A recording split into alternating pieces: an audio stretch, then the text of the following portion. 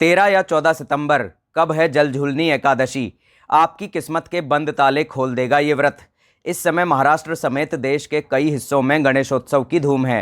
गणपति बप्पा के आगमन के साथ ही 10 दिनों तक उन्हें घर में विराजमान कर उनकी सेवा की जाती है। इसी धूम के बीच परिवर्तनी एकादशी भी आ रही है। भाद्रपद मास के शुक्ल पक्ष की एकादशी तिथि को जलझूलनी, परिवर्तनी एकादशी और डोल ग्यारस के नाम से भी जाना जाता है। इस दिन भगवान विष्णु के वामन अवतार और भगवान गणेश की पूजा करने से सारे पापों से मुक्ति मिलती है। मान्यता है कि इस दिन व्रत रखने से माँ लक्ष्मी का आशीर्वाद प्राप्त होता है। ये व्रत 13 सितंबर को है या 14 सितंबर को, इस बात को लेकर भी काफ़ी ज़्यादा असमंजस है।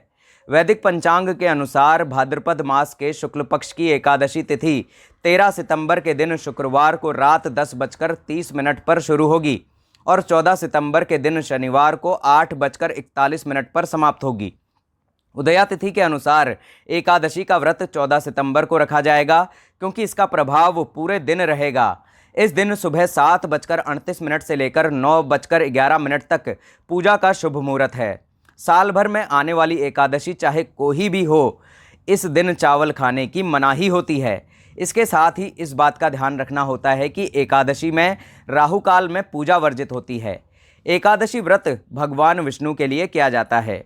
इस बार शनिवार और गणेश उत्सव के योग में एकादशी पर भगवान विष्णु, गणेश जी के साथ ही शनिदेव की पूजा का भी शुभ योग बन रहा है। स्कंद पुराण के वैष्णव खंड में एकादशी महात्म्य अध्याय में साल भर की सभी एकादशियों के बारे में बताया गया है। एकादशी पर विष्णु जी के लिए व्रत किया जाता है और विशेष पूजा की जाती है। अभी भगवान विष्णु के विश्राम का समय चल रहा है।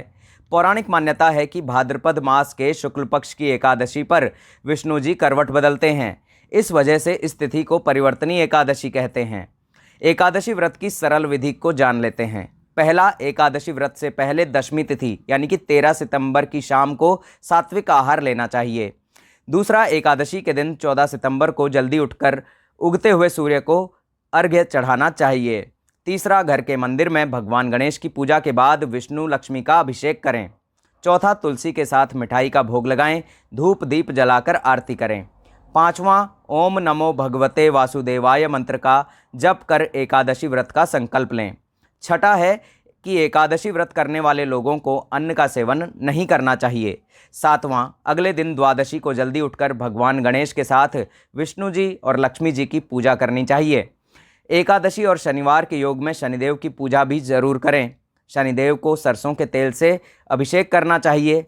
भगवान को नीले फूल, काले तिल, काली उड़द चढ़ाएं और शनि मंत्र ओम शम शनैश्चराय नमः का जप करें। ज़रूरतमंद लोगों को तेल तिल का दान करें।